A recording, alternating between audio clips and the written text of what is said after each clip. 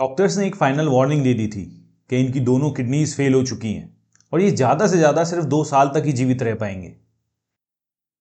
लोगों ने उन्हें अपनी किडनी देने की भी बहुत कोशिश करी, बट प्रेमानंद जी महाराज ने लेने से साफ इनकार कर दिया और ये कहकर टाल दिया कि मैं किसी को कष्ट नहीं देना चाहता। लेकिन आज वो सिर्फ जिंदा ही नहीं है, बट करोड़ों लोगों के लिए एक जीवित प्रेरणा है। तो ऐसा क्या है जो मेडिकल साइंस नहीं समझ पाई? ये कहानी शुरू होती है एक 13 साल के उस बच्चे से जिसने रात के 3 बजे अपना घर छोड़ दिया। ना पैसा ना सामान, सिर्फ एक चीज, भगवान की खोज। तो क्या था वो बुलावा जिसने एक बच्चे को सन्यास के रास्ते पर लाके खड़ा कर दिया? आप लोगों ने उनकी कथा और प्रवचन तो बहुत सुने होंगे, बट उनकी journey from childhood to become a Shri Hit Premanand ji Maharaj, इसके बारे में शायद आप लोग नहीं जानते होंगे। So please watch this video and don't skip. ये कहानी है अनिरुद्ध कुमार पांडे की, जिसे आज आप श्री हिट प्रेमानंद जी महाराज के नाम से जानते हैं। तो चलिए शुरू करते हैं। तो इनका जन्म 1969 में कानपुर के सारसौल ब्लॉक और अखरी विलेज में हुआ था। परिवार एक सिंपल ब्राह्मण फैमिली थी। पिता शंभुनाथ पांडे और माता रमा देवी दोनों ही भक्ति में डूबे रहते थे। अनिरुद्ध के पिता स्वयं धार्मिक प्रवृत्ति के थे और उनके दादा भी सन्यासी रह चुके थे। शायद यही संस्कार उनके खून में भी थे। जब दूसरे बच्चे गिल्ली डंडा खेलते, अनिरुद्ध मंदिर की सीढ़ी पर बैठकर भगवत गीता का श्लोक सुनते। उनकी मां बताती थी कि वो रात को चुपके से उठकर मूर्तियों से बातें किया करते थे, जैसे कि भगवान उनके दोस्त हों। लोग उस समय भी कहते थे कि ये बच्चा काफी अलग है, और सच भी था। उनके मन में सिर्फ एक ही सवाल रहता था कि जब सब लोग मुझे छोड़कर चले जाएंगे तो अपना कौन होगा।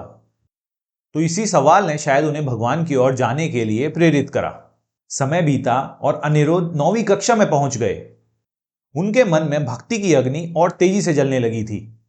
एक दिन उन्होंने अपनी मां से कहा कि मां, दिल के अंदर एक बुलावा है, मैं भगवान को ढूंढने जाना चाहता हूं। मां मुस्कुराई और बोली कि बेटा पागल मत बन, भगवान घर छोड़कर ही थोड़ी मिलते हैं। पर अनिरुद्ध का निश्चय पत्थर की तरह मजबूत था। उन्होंने अपनी मां से कहा कि मां, मैं संन्यास लेना चाहता हूं। उस समय तो मां ने उनकी बात को सीरियसली नहीं लिया। उनकी मां को लगा कि यह सिर्फ एक बचपना है। पर उसी रात सब कुछ बदल गया। सुबह के 3 बजे जब पूरा गांव नींद में था, अनिरुद्ध माता पिता को प्रणाम करते हैं, एक चादर उठाते हैं और गीता को लेकर के निकल पड़ते हैं। ना पैसा है, ना साथी है और ना ही कोई योजना है। बस एक विश्वास है कि भगवान कहीं ना कहीं मिल ही जाएंगे। 15 किलोमीटर चलने के बाद वो एक शिव मंदिर तक पहुंच जाते हैं। दिन भर कुछ खाया नहीं, शरीर कमजोर है पर विश्वास मजबूत। मंदिर के एक कोने में वो बैठकर बोलते हैं कि भगवान, अगर आप मेरे साथ हो तो मुझे संभाल लीजिए। और कुछ ही देर बाद उनके सामने एक आदमी आके खड़ा हो जाता है और उनसे कहता है कि आप ये दही प्रसाद ग्रहण करेंगे, क्योंकि ये प्रसाद मैं यहां के एक संत के लिए लेके आया था, पर आज वो संत मुझे नहीं मिल रहे हैं, तो आप ही पी लीजिए, क्योंकि मैं ये प्रसाद को घर पे नहीं ले जा सकता। उस आदमी की बातों को सुनकर अनिरुद्ध रोने लगते हैं और वो समझ जाते हैं कि भगवान उनके साथ हैं। और वो शिवलिंग से लिपट कर रोते हुए सिर्फ एक ही बात कह रहे थे कि धन्य हो भगवान, आपने मुझे अपना बना लिया। दूसरी तरफ उनके घर में काफी अफरा तफरी मची हुई थी, क्योंकि अनिरुद्ध घर पे थे नहीं और उनके माता पिता काफी परेशान हो रहे थे। 1-2 दिन लगाकर वो अनिरुद्ध को ढूंढ तो लेते हैं, पर जब उनके पिता उनसे घर चलने के लिए कहते हैं तो अनिरुद्ध मना कर देते हैं। इस बात पे उनके पिता को और गुस्सा आ जाता है और वो गुस्से में दोबारा उनको कहते हैं कि तुम घर चलो। इस बात पर अनिरुद्ध बहुत धीरे से बोलते हैं कि मेरा शरीर अब भगवान को प्रेरित है और अब मैं घर नहीं चलूंगा। इस बात पर उनके पिता का दिल भर आता है और वो उनसे लिपटकर रोने लगते हैं। और वो अंत में अनिरुद्ध को आशीर्वाद देते हैं कि दुनिया की कोई भी ताकत तुम्हारा बाल भी बांका नहीं कर पाएगी। अनिरुद्ध ने हाथ जोड़कर अपने पिता का आशीर्वाद लिया और उसी दिन के बाद वो अपने मां बाप से कभी नहीं मिले। पर पिता का आशीर्वाद उनके लिए एक स्पिरिचुअल शील्ड बन गया। अनिरुद्ध ने अपना पहला ठिकाना काशी को बनाया।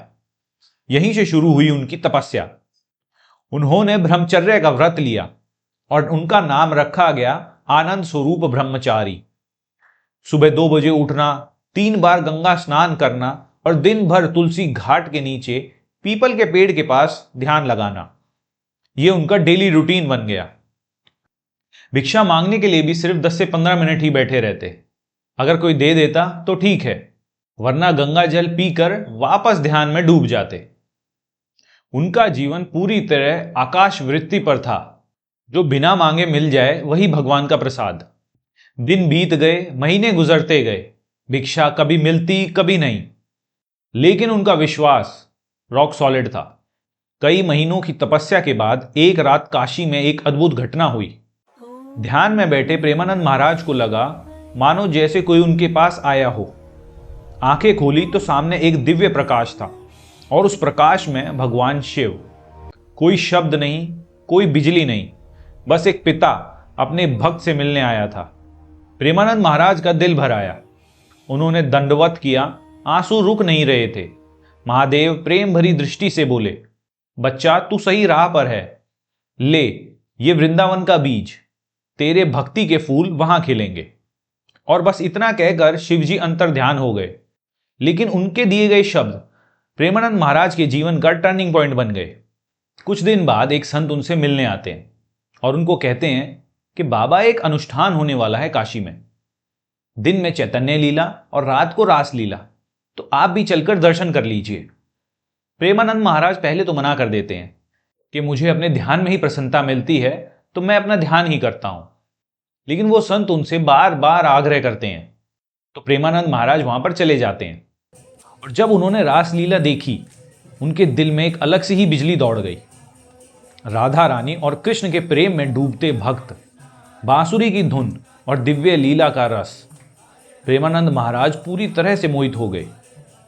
1 महीने तक वो रोज वहां जाने लगे और जब लीला खत्म हुई उनका मन उदास सा हो गया। दिल बोला कि यही सच है और मुझे वृंदावन जाना ही होगा। अब वो उस रास लीला के ऑर्गेनाइजर से मिलने जाते हैं और कहते हैं कि स्वामी जी मुझे अपने पास रख लीजिए, मैं आपका सेवक बन के रहूंगा। प्रेमानंद महाराज की ये बात सुनकर स्वामी जी मुस्कुराते हुए बोलते हैं कि ये तो संभव नहीं है, लेकिन एक बात याद रखना, अगर तुम एक बार वृंदावन चले गए तो कृष्ण भगवान तुम्हें कभी नहीं छोड़ेंगे। और स्वामी जी की ये बात उनके दिल में बस गई। उसी पल उन्होंने निर्णय लिया कि अब उन्हें वृंदावन जाना है। इस घटना के बाद भी वह निरंतर अपना ध्यान में लगे रहते थे। एक दिन एक बाबा युगल किशोर जी उनसे मिलते हैं और पहले तो वो उनको शिव जी का प्रसाद ग्रहण करने का आग्रह करते हैं और फिर उनसे कहते हैं कि चलिए अब वृंदावन चलते हैं, वृंदावन चलने का वक्त आ गया है। उनकी इस बात को सुनकर प्रेमानंद महाराज काफी खुश हो जाते हैं, क्योंकि वो तो पहले से ही वृंदावन जाने के इच्छुक थे। फिर युगल किशोर जी और प्रेमानंद महाराज दोनों काशी से निकल जाते हैं। 24 दिनों तक तो वो चित्रकूट में रहते हैं। उसके बाद बाबा उन्हें वृंदावन की ट्रेन में बिठा देते हैं। प्रेमानंद महाराज के चेहरे पर एक डिवाइन एक्साइटमेंट सी थी, जैसे कि उनको पता था कि यह सफर उनकी जीवन को बदल देगा। वृंदावन में जहां हर गली में राधा राधा की गूंज है, जहां मिट्टी भी प्रेम से सुगंधित है, वहां प्रेमानंद महाराज ने पहली बार कदम रखा तो ऐसा लगा जैसे हर पत्ता कह रहा हो, स्वागत है प्रेमानंद। यहीं से उनकी डिवाइन ट्रांसफॉर्मेशन शुरू हुई। उन्होंने राधा वल्लभ संप्रदाय को अपनाया, जो कहता है राधा ही परम तत्व है और प्रेम ही सबसे बड़ा मार्ग। उन्होंने श्री मोहित गोस्वामी जी से शरणागति मंत्र दीक्षा ली और वहीं से उनका जीवन संपूर्ण बदल गया। और अब वह अनिरुद्ध नहीं रहे, वो बन गए प्रेमानंद। श्री मोहित गोस्वामी जी ने उनका परिचय अपने गुरु से करवाया, श्री गौरंग शरण जी महाराज। वो राधा वल्लभ संप्रदाय के महान संत थे, जो सहचारी भाव में भक्ति करते थे। मतलब के भक्त स्वयं को राधा रानी की सखियों के रूप में महसूस करते थे और इसी तरह वे उनकी सेवा करते थे। यह भाव इतना पवित्र था कि प्रेमानंद जी महाराज ने भी अपना जीवन राधा कृष्णा को समर्पित कर दिया। उन्होंने देखा कि भक्ति सिर्फ एक पाथ नहीं है, it's a state of being, जहां प्रेम ही परमात्मा है। आज वही लड़का जो 13 साल की उम्र में अपना घर छोड़ के आ गया था, आज करोड़ों लोगों के लिए प्रेरणा है और करोड़ों लोगों के दिलों में प्रेम और विश्वास का प्रकाश बन गए हैं। उन्होंने दिखा दिया कि अगर नियत पवित्र हो तो भगवान खुद ब खुद रास्ता बना देते हैं। और अगर दिल में प्रेम हो तो हर कसौटी एक आशीर्वाद बन जाती है। अगर श्री हिट प्रेमानंद जी महाराज की इस कहानी ने आपका दिल छू लिया तो एक लाइक ज़रूर करें और कमेंट में राधे राधे ज़रूर लिखें।